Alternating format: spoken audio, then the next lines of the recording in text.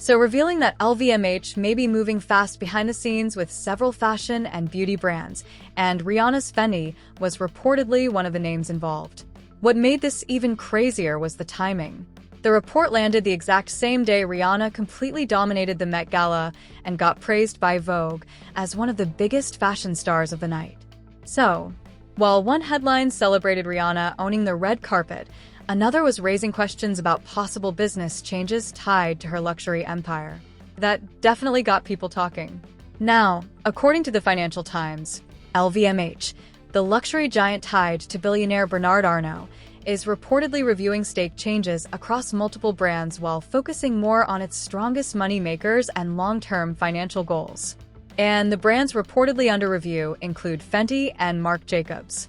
What really stood out was the way the Financial Times described Fenty.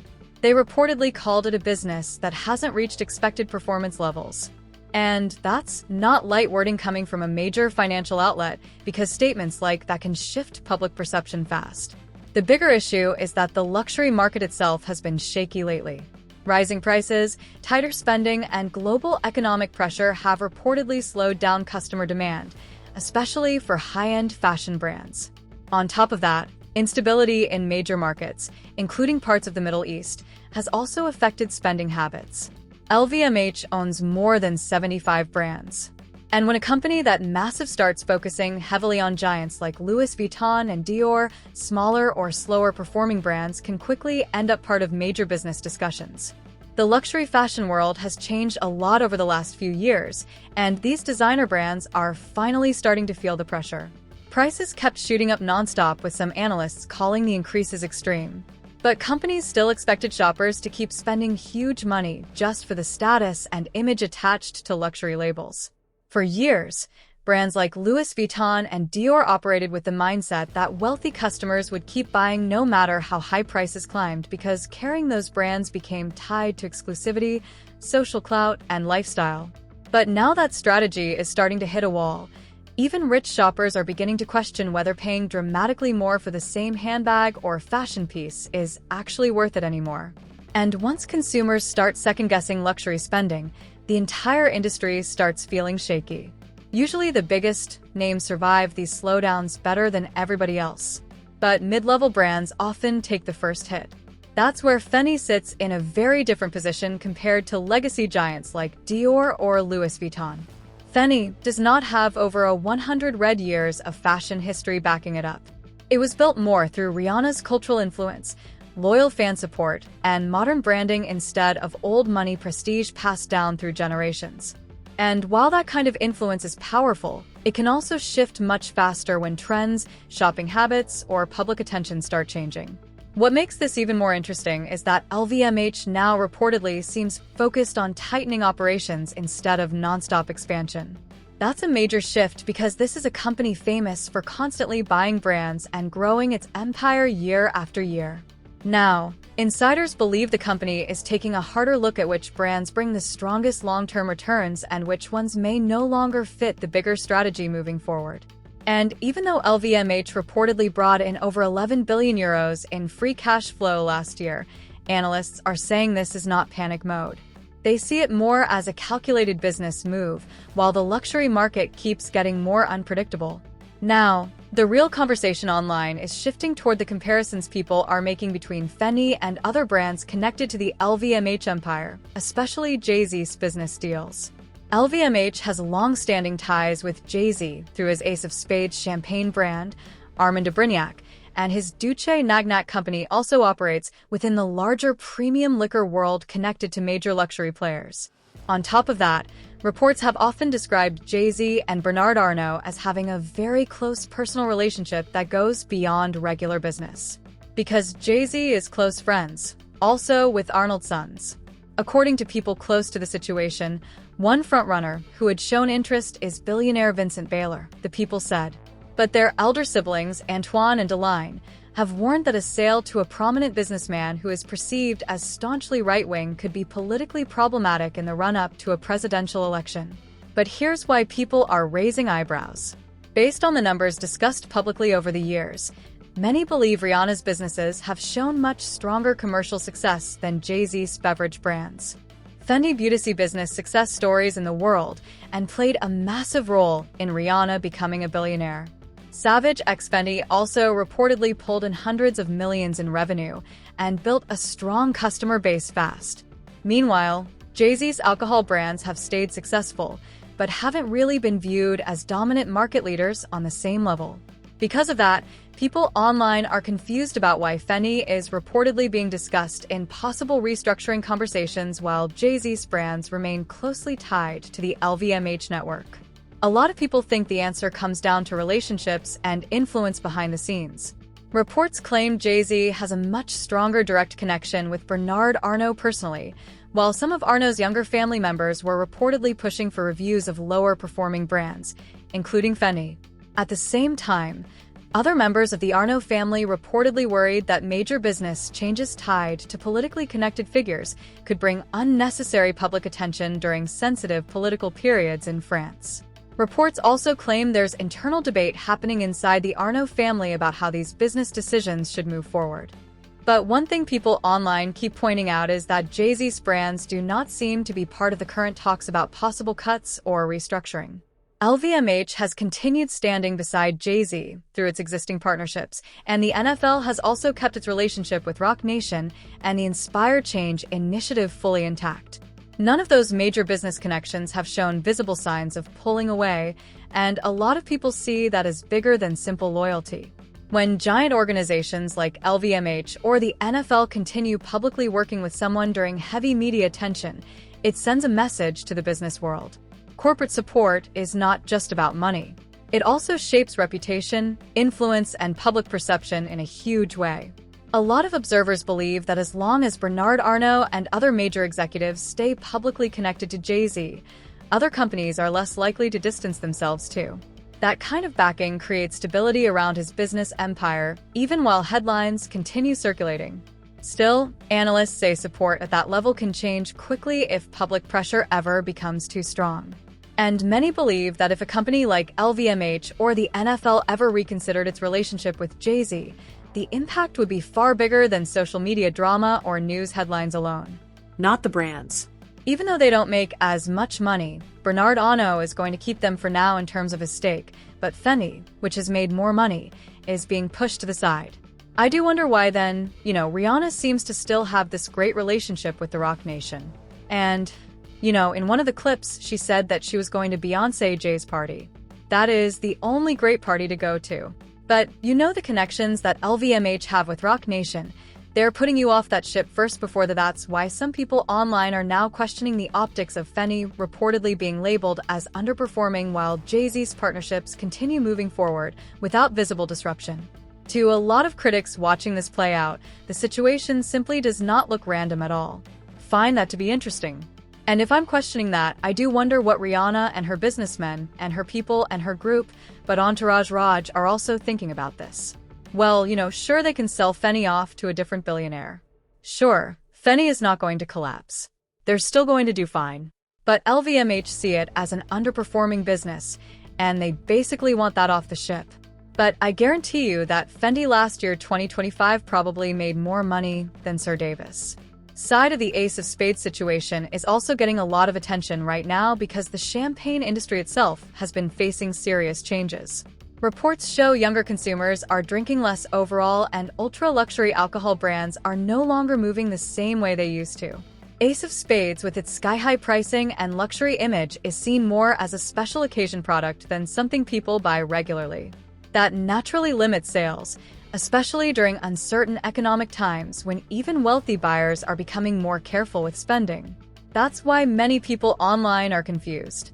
From a business standpoint, some observers believe a globally successful beauty brand like Fenty would appear stronger long-term than an ultra-premium champagne label facing a shrinking market. Fenty Beauty helped Rihanna officially become a billionaire and built a massive global customer base. So, the fact that Fendi is reportedly part of possible sale or restructuring talks while Jay-Z's brands remain untouched has become one of the biggest debates surrounding this entire situation. And so far, LVMH has not publicly explained the reasoning behind those reported discussions. Now, for Rihanna personally, This would not automatically destroy Fenty if LVMH ever stepped away. The brand would still exist because the real power behind Fenty comes from Rihanna's image, loyal fan base, branding, and cultural influence. The products and audience do not suddenly disappear overnight. But losing LVMH would still create major challenges behind the scenes. The company gave Fenty access to global distribution, luxury retail connections, and credibility within high-fashion spaces that took decades for LVMH to build. That kind of backing matters a lot in the luxury world. A celebrity brand tied to the biggest luxury company on earth is automatically viewed differently by retailers, fashion insiders, and wealthy consumers compared to a celebrity brand operating independently. And honestly, many people believe the LVMH partnership played a huge role in making Fenty feel like a serious luxury force instead of just another celebrity side business. Even if Fenty continues making strong money, losing the LVMH connection would still change how the fashion world views the brand moving forward. That luxury cosign carries serious weight, especially among high-end retailers, fashion insiders, and global investors. Reports say one possible buyer connected to these discussions is French billionaire Vincent Bolloré. And that's where things start getting even more complicated. His political associations have reportedly raised concerns ahead of upcoming elections in France, which shows the situation is not just about money anymore. Luxury deals at this level are also about image, reputation, and public perception. And because Fenty has always been closely tied to Rihanna's message of inclusivity, diversity, and modern culture, people believe the brand's direction could shift depending on who ends up controlling it. A politically connected billionaire taking over a brand so heavily linked to Rihanna's public image could easily create backlash or tension online. Reports claim some members of the Arnold family are already aware of that risk, while others seem more focused on the numbers and business performance side of things. So far, Rihanna has stayed completely silent about all of this, and her team has not publicly responded to the Financial Times report either. What made the timing wild, though, was that Rihanna showed up at the Met Gala the exact same day the story exploded online. Of course, the event was planned months in advance, but people still couldn't ignore the contrast. Vogue was praising Rihanna as one of the best-dressed stars of the night, while financial headlines were questioning the future of her luxury brand at the exact same time.